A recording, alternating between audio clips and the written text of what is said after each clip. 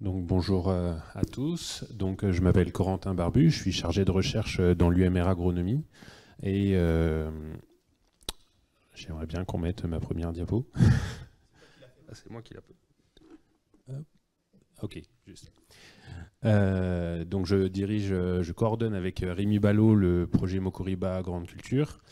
Donc c'est la modélisation et communication sur le risque bioagresseur en grande culture. Autant dire que dans mon équipe, on ne peut pas trop faire des jolies vidéos, comme ce qu'on vient de voir.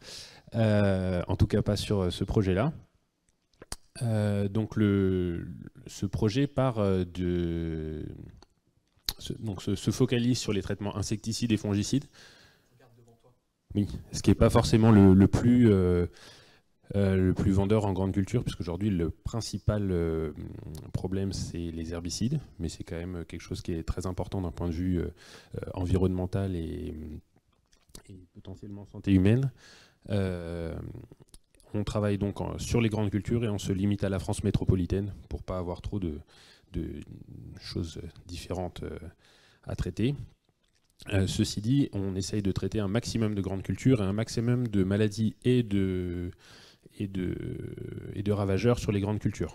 Actuellement, on a à peu près 35 maladies ou ravageurs qu'on essaye de gérer dans ce projet, donc c'est quand même assez large.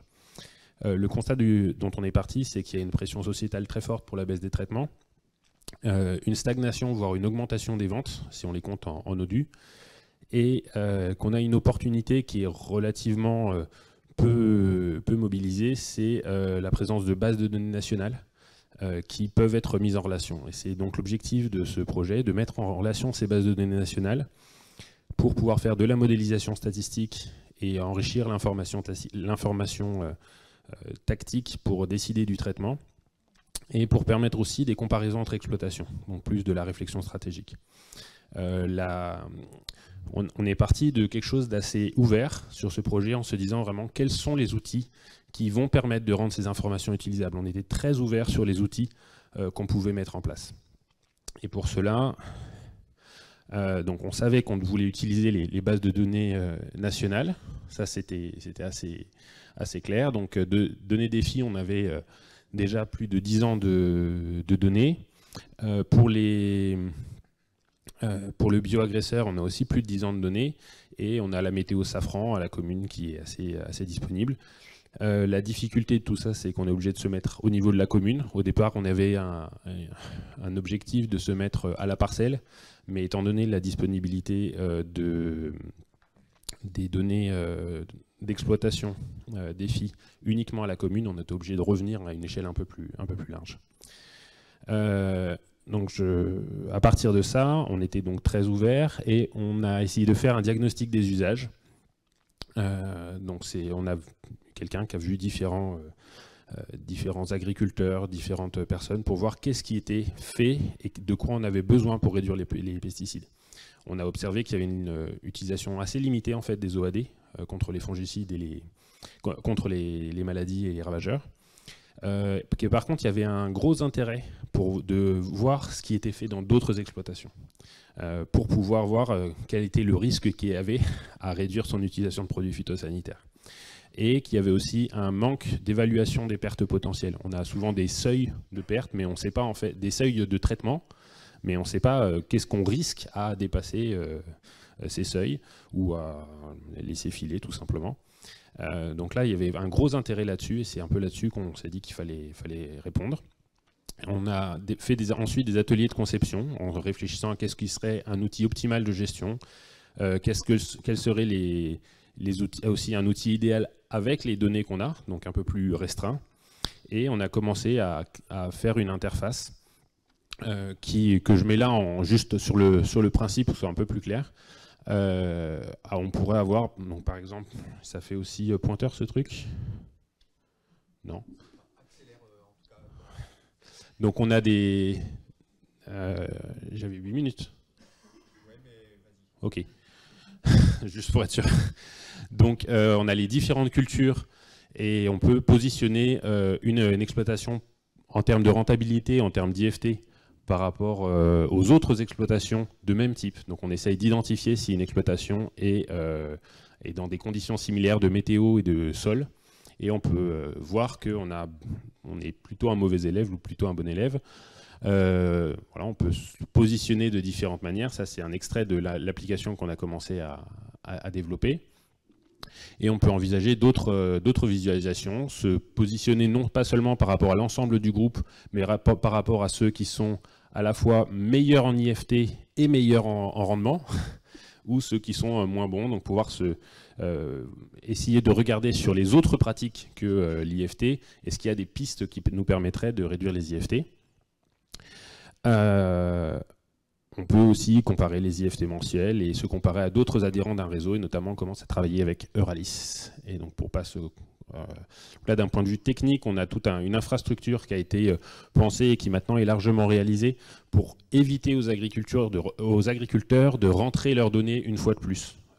L'objectif, c'est 0 entrée de données par les agriculteurs. On réutilise tout ce qu'ils ont déjà sur base.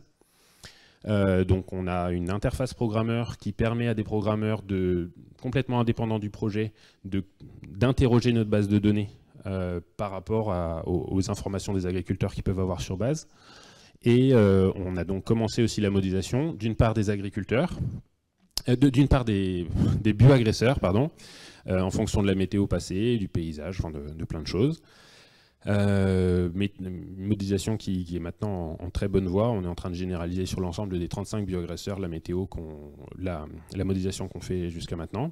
Et modélisation aussi de l'effet de ces bioagresseurs sur le rendement, pour répondre à cette question de qu'est-ce que je risque si je diminue mon IFT.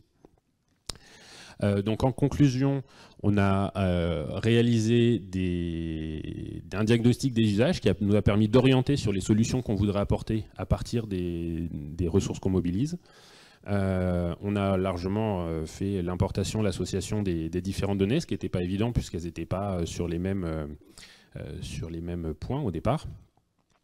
On a aussi largement avancé sur les points de vue très techniques de développement. On a insisté sur le fait tout à l'heure qu'on voulait des choses qui permettent le déploiement. Donc là, sur le déploiement, on est déjà bien, en tout cas d'un point de vue maquette et d'un point de vue premiers utilisateurs. Je pense qu'on peut servir sans problème aujourd'hui de l'ordre entre 100 et 1000 utilisateurs par jour.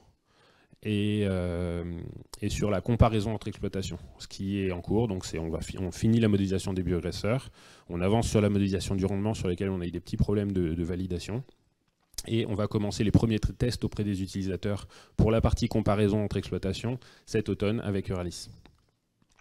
En termes de perspective, on aimerait pouvoir prendre en compte le risque bioagresseur dans les comparaisons, pour l'instant ce n'est pas le cas, et identifier les marges de réduction par année, pour aider à l'identification des traitements superflus. Je vous remercie de votre attention. Au revoir. Merci Corentin. Et donc on a le temps pour une question. Il n'y en a pas sur le chat. S'il y en a une dans la salle, c'est possible. Et sinon, si Didier peut se préparer, c'est bien. Joanne.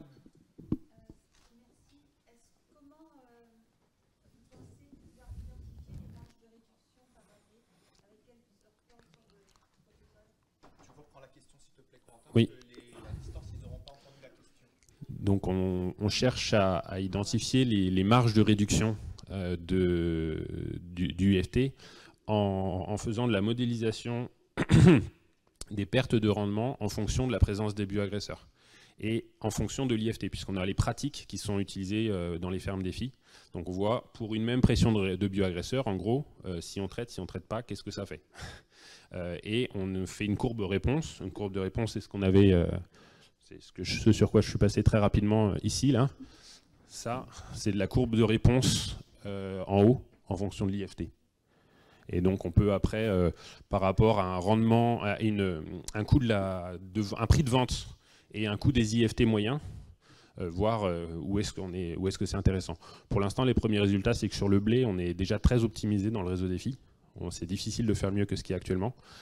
Par contre, sur le colza, il y a des marges de réduction assez fortes, ce qui corrèle assez bien avec l'idée qu'on peut avoir de ce qu'on est déjà très technique sur le blé, mais qu'on est moins technique sur d'autres cultures moins utilisées.